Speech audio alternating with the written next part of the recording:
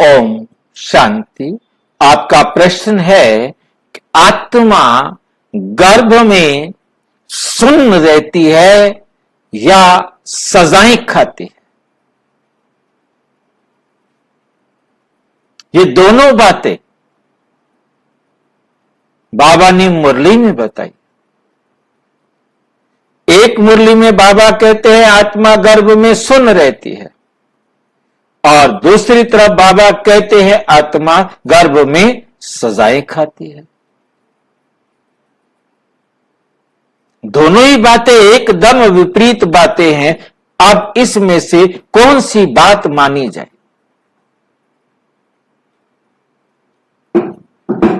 आत्मा गर्भ में सुन्न रहती है। पहले हम इस बात को विचार सागर मंथन करते हैं। सुन्न रहना अर्थात शून्य, जहां कोई संकल्प ही नहीं, जहां कोई कर्म नहीं। आत्मा गर्भ में क्या कोई कर्म करती है? क्या उसे संकल्प आते हैं? गर्भ का मतलब बाबा ने हमें समझाया हुआ है कि आत्मा तीसरे महीने में, कहीं कहीं किसी मुरली में यह भी कहा है कि 5वें 6ठे महीने में आत्मा प्रवेश करती है। इसका मतलब तीसरे महीने में भी कर सकती है, चौथे में भी कर सकती है, 5वें में भी कर सकती है, 6ठे में भी कर सकती है।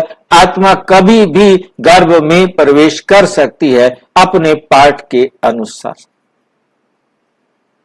जब उसका प्रवेश करने का पाठ है।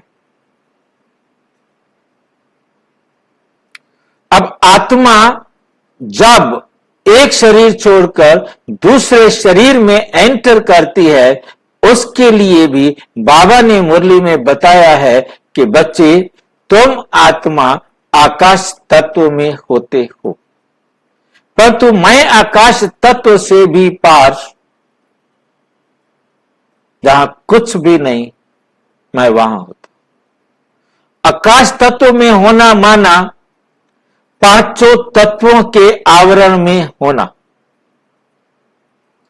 सूक्ष्म अवस्था में होना,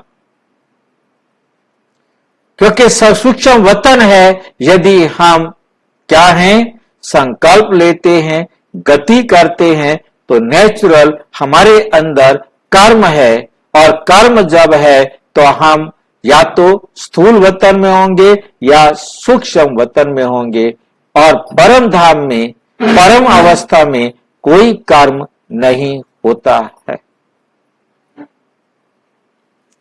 इस बात को हमें बहुत अच्छी तरह से समझ लेना है।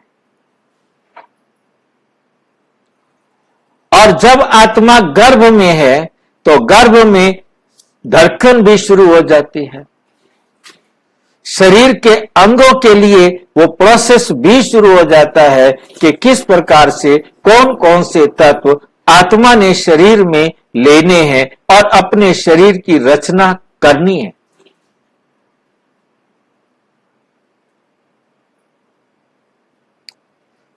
अब आत्मा शरीर गर्भ में होते हुए भल जैसे सोए हुए व्यक्ति में आत्मा अपना शरीर तो चलता ही रहता है ना, उसे सुन तो नहीं कह सकते।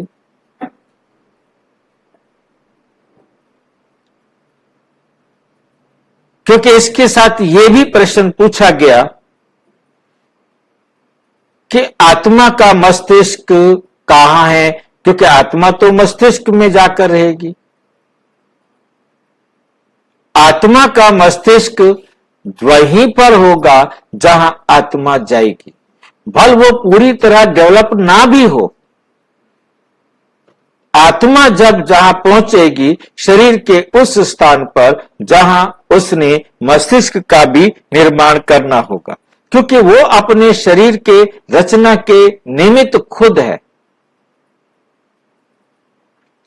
आत्मा ने शरीर को एक्सेप्ट करना है, न कि शरीर ने आत्मा को एक्सेप्ट करना है।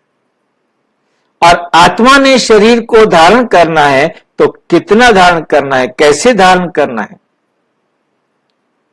ये सारी विधि उसके पार्ट में है, आत्मा के पार्ट में है। आत्मा अपने पार्ट के अनुसार शरीर को किस प्रकार से एक्सेप्ट करती है, पहली बात, तीसरा, चौथा, पांचवा, छठा महीना कभी भी वो आत्मा गर्भ में प्रवेश कर सकती है, उसको एक्सेप्ट करेगी और उसके बाद उसके अंदर जो जो रचना के लिए उसने बनाना है वो उसे बनाएगी अपने पार्ट के अनुसार। स्वस्थ बनना है, मंद बुद्धि बनना है, शार्प बुद्धि बनना है, कैसा बनना है, बीमार बनना है, कैसा बनना है, कैसे शरीर की रचना करनी है, अंधा बनना है, लंगड़ा बनना है, कैसा बनना है, ये सब आत्मा स्वयं डिसाइड करती है। अब ये सब निर्णय आत्मा ने लेने हैं, अब वहां उसे सुन अवस्था में नहीं कह सकते। फिर बाबा ने सुन अवस्था में क्यों कहा,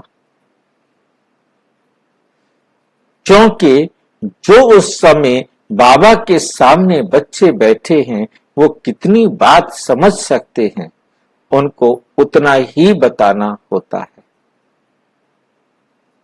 यदि किसी ऐसे विषय को वहां पर चर्चा करनी है तो उसके लिए फिर वो विषय का विस्तार भी देना होगा। तो इसलिए बाबा समय की नाजुकता को देखते हुए उस समय उतना ही बताते हैं जिस समय जितना बताना है। जिसके लिए बाबा कहते कि ड्रामा अनुसार मैंने जिस समय जो बताना है, जितना बताना है उतना ही बताएंगे, उससे आगे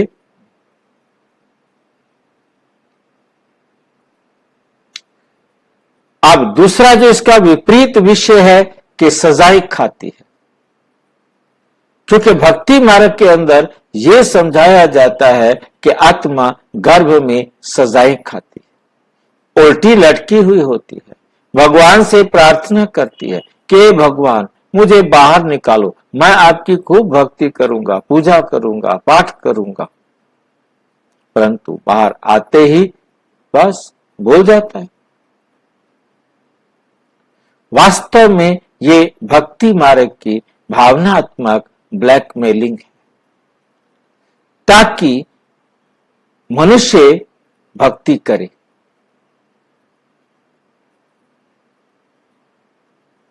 अब भी कुछ भक्ति कर लेगा तो उसका भाग्य श्रेष्ठ बन जाएगा।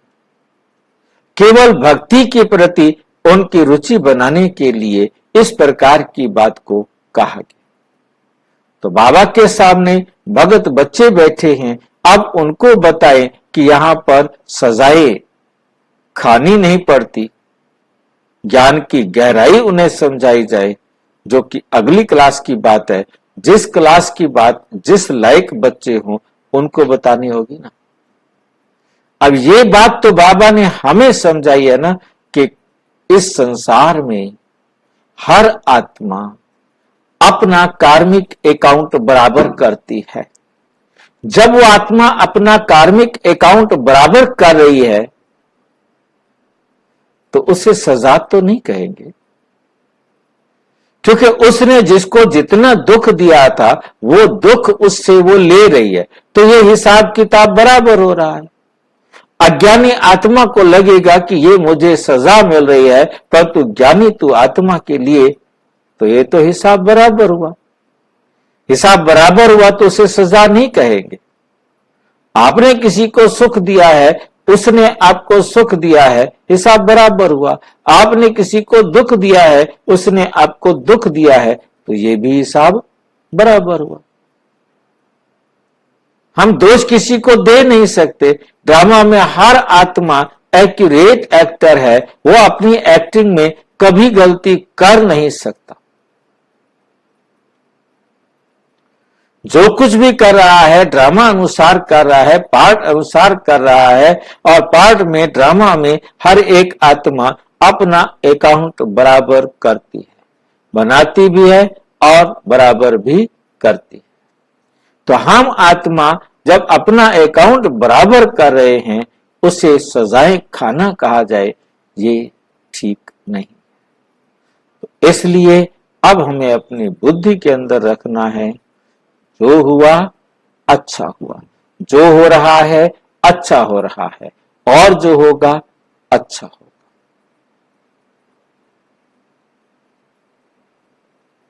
इसको गर्भ महल और गर्भ जेल के बारे में भी बताया, क्योंकि सतयुग में गर्भ महल होता है, वहां आत्मा भी सतो प्रधान होती है, शरीर भी सतो प्रधान होता है, प्रकृति भी सतो प्रधान होती है। परंतु जब नरक आ जाता है, कलयुग के घोर समय आ जाता है, तो आत्मा भी कमजोर हो जाती है, शरीर भी पतित हो जाता है, प्रकृति भी पतित हो जाती है। आत्मा पतित है तो शरीर की रचना भी पतित हो जाती है। अब सतयुग में आत्मा, मां भी सतो प्रधान, आत्मा भी सतो प्रधान, प्रकृति भी सतो प्रधान, आत्मा भी और माता भी सब सतो प्रधान है, तो उन्हें कोई दुख, कोई कष्ट, कोई क्लेश नहीं होता। परंतु आज ये कलयुग के अंदर ये आत्मा को गर्भ में, ये सॉरी दुनिया में, रावण की जेल में सजाएं खाने में, मां को कितना कष्ट उठाना पड़ता है, कितना शरीर का नुकसान होता है।